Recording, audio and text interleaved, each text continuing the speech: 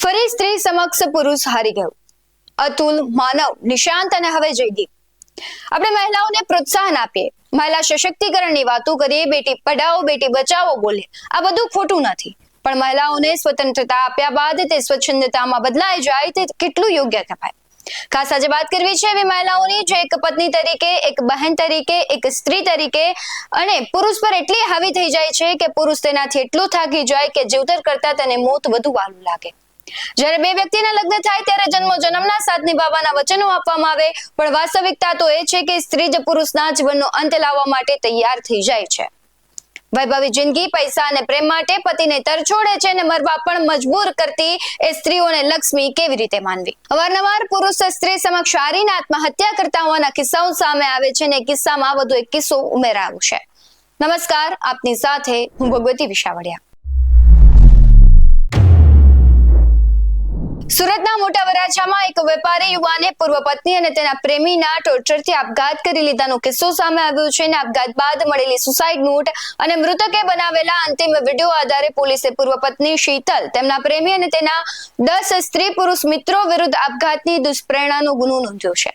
એ પૈકી શીતલ અને મોહસિનની પોલીસે ધરપકડ કરી છે, જ્યારે અન્ય 10 આરોપીની શોધખોળ હાથ ધરાઈ છે. વિગતે વાત કરીએ તો જયદીપ 5 બહેનનો એકનો એક ભાઈ હતો. જયદીપે નર્મદા સાગબારા નિશાળ ફળિયું ગામ ચિત્રા ફળિયામાં રહેતા લાલુભાઈ રાઠવાની દીકરી શીતલ સાથે 30 ઓક્ટોબર 2023 ના રોજ પ્રેમ લગ્ન કર્યા. લગ્ન બાદ શીતલ નાની નાની વાતે જયદીપ અને પરિવારના અન્ય સભ્યો સાથે ઝઘડો કરતી. પિતા મનસુખભાઈ વતનમાં લગ્ન પ્રસંગમાં ગયા ત્યારે 4 એપ્રિલની રાત્રે જયદીપે મોટા વરાછા દુખિયાના દરબાર રોડથી લાલતંબુ તરફ જવાના રસ્તા ઉપર હની બંગલોઝના ખુલ્લા પ્લોટમાં ઝેરી દવા પી લેતા હોસ્પિટલમાં દાખલ કર્યા બાદ ટૂંકી સારવાર બાદ તેમનું મોત થયું. જયદીપની અંતિમ વિધિ બાદ પરિવારે તેના મોપેડની ડિક્કી ચેક કરતા એમાંથી સુસાઇડ નોટ મળી આવી અને તેના મોબાઈલ ફોનમાં પણ ઝેરી દવા પીધી એ પહેલા બનાવેલા 3 વિડીયો મળ્યા છે. વિડીયોમાં જયદીપ કહે છે કે મમ્મી પપ્પા મને માફ કરજો, હું હારી ગયો છું, મારી લાઈફ બગાડી નાખી, હવે મારામાં હિંમત નથી ને આ લોકો મને મારે છે. મારા પર ખોટા કેસ મારી વાઈફ પાસે કરાવ્યા હતા, મારા ઘરે આવીને મમ્મી પપ્પા બહેનને ધમકી આપે છે, મારામાં હિંમત નથી, મને મરવા મજબૂર કર્યો છે, હું હારી ગયો છું. શીતલ, શું કામ મારી સાથે આવું કર્યું? તે બીજાના લીધે મારી લાઈફ ખરાબ કરી દીધી. હું જાણું છું આજ સુધી મેં તને આપેલા વચનો મેં નિભાવ્યા છે. મારી ભૂલ શું હતી કે મેં તારો વિચાર કર્યો? તે મારી લાઈફ ખરાબ કરી, તે મારી કદર ના કરી. મને જવાબ દેજે, મેં શું બગાડ્યું હતું તારું? શીતલ, આ લોકો મને બહુ જ હેરાન કરે છે, હું લાઈફથી આ બધાથી હારી ગયો છું એટલે આ પગલું ભરું છું, મને માફ કરજો બધા. વિડીયોમાં તે વધુ પણ કહે છે કે મારી સગાઈ થઈ હતી પણ તું સુસાઇડ કરવા જઈ રહી હતી અને મારા પગે પડી ગઈ હતી એટલે મેં તારી સાથે લગ્ન કર્યા. લગ્ન સાથે જ જે વચન નિભાવવાના હતા તે પણ મેં નિભાવ્યા, તમામ વચન મેં નિભાવ્યા છે. તારે ઓનલાઈન ધંધો કરવાનો હતો તો મેં તને ધંધો પણ સેટ કરી આપ્યો, પણ તે મારી સાથે ખૂબ જ ખોટું કર્યું અને ત્યાં બધા સાથે મળીને મારી સાથે ગેમ કરી. તું જ્યારે પણ મને બોલાવતી હતી ત્યારે હું આવતો હતો, ત્યારે તું મને મારતી હતી તો પણ હું ચૂપચાપ ત્યાંથી નીકળી જતો. મેં તને કેટલા મોકા આપ્યા પણ જેને સુધરવું નથી તે સુધરવાના જ નથી. પોલીસમાં પણ કેસ કર્યો હતો પણ તે બધાએ મને દબાવી અને કેસ પરત લેવડાવ્યો. છોકરાઓ માટે કોઈ કાયદો જ નથી, છોકરાઓએ મરીને જ પ્રૂવ કરવું પડે છે કે તે સાચો હતો. પીએમ મોદીને મારે એટલું કહેવું છે કે છોકરાઓ માટે પણ કાયદો બનાવો જેથી તેમને મરીને સાબિત ન કરવું પડે કે તે સાચો હતો. શીતલ વિશેની ઘણી એવી વાતો છે જે હું કહેવા માંગતો નથી. પરિવારની ઇજ્જત મારે હવે ઉછાળવી નથી.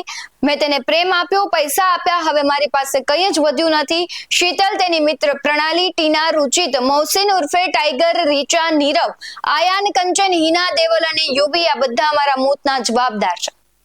એ વિડીયોમાં તેમણે આ બધાના નામ આપ્યા છે અને શીતલ વિશે ઘણું બધું કહ્યું છે અને ખાસ સરકારને પણ ટકોર કરી છે.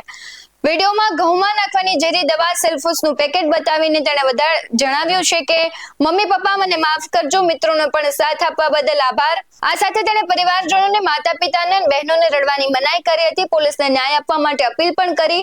આ સાથે જ તેના ફોનમાં વિડીયો અંગે શીતલે જે તેની સાથે કર્યું તેના પુરાવા પણ મળી આવ્યા છે અને તેમણે કહ્યું છે કે શીતલે મારી સાથે આવું બધું કર્યું છે. સમગ્ર ઘટનામાં પોલીસ શું કરી છે તેના પર નજર કરીએ. ગઈ તારીખે 4/5/2025 ના રોજ આ કામના જે મરણ જનાર છે એમને દવા પી અને આપઘાત કરેલો અને એમના જે નજીકના સંબંધી હતા તેને ફોન કરીને બોલાવી લીધેલા, જેથી તે ત્યાં જતા ઉલટી કરતા હોય તાત્કાલિક હોસ્પિટલે દાખલ કરવામાં આવેલા અને ત્યાં મરણ ગયેલ.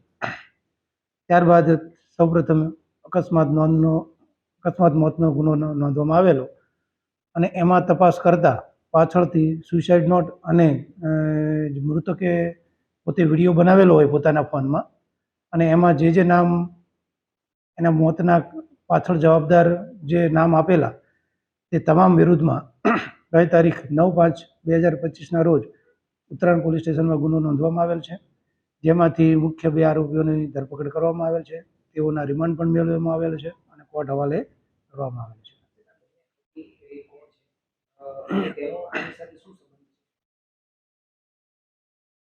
જે 1 નંબરના આરોપી છે શીતલબેન કરીને, એને આ મરણ જનાર સાથે લવ મેરેજ કરેલા હતા.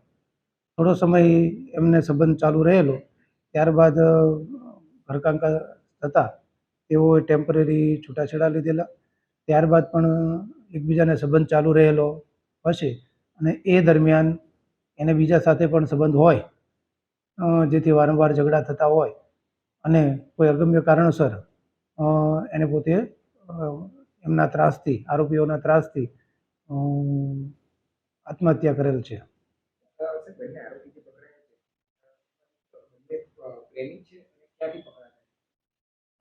બંનેને વચ્ચે પ્રેમ સંબંધ છે, પૂછપરછ કરતા જાણવા મળે છે અને બંને નવસારીમાંથી એક હોટલમાંથી મળી આવે.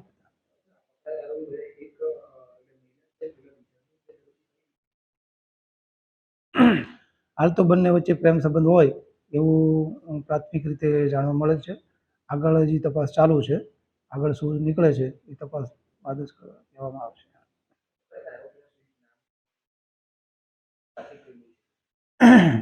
2 આરોપીની ધરપકડ કરવામાં આવેલ છે. એક છે શીતલબેન લાલુભાઈ રાઠવા, મૂળ રહે નર્મદા જિલ્લાના છે, હાલ અહીંયા સુરતમાં રહે છે. અને આરોપી નંબર 2 છે એ મોહસિન ઉર્ફે ટાઈગર છે, મોહસિન ટાઈગર, જે હાલમાં બહાર મોરિશિયસ ધંધો કરે છે, બિઝનેસ કરે છે, જે ભારત અને મોરિશિયસના આવજા કરતો હોય છે.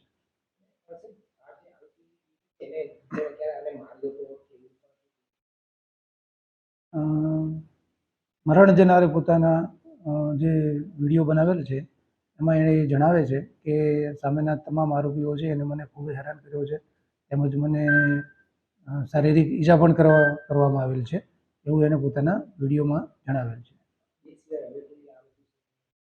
બીજા પણ નામ છે જેની તપાસ ચાલુ છે, એમનો શું રોલ છે એ મુજબ આગળની કાર્યવાહી કરવી.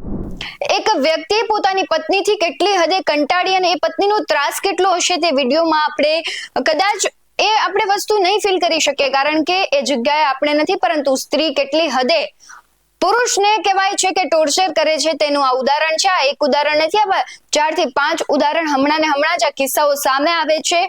પુરુષ છે તે હારી જાય છે સ્ત્રી સમક્ષ અને કહે છે કે સરકાર પણ એક કાયદો બનાવે, કારણ કે પુરુષને મરીને સાબિત કરવું પડે છે કે તે સાચું છે. આ મુદ્દે તમારું શું કહેવું છે કમેન્ટ કરી જરૂરથી જણાવજો. આવા જ વધુ અહેવાલો સાથે ફરી મળતા રહીશું. તમે અમારી YouTube ચેનલને સબસ્ક્રાઇબ કરવાનું, અમને Facebook અને Instagram પર ફોલો કરવાનું ભૂલશો નહીં. બાકી અવનવી અપડેટ્સ મેળવવા માટે જોતા રહો BS9 TV ન્યૂઝ. નમસ્કાર.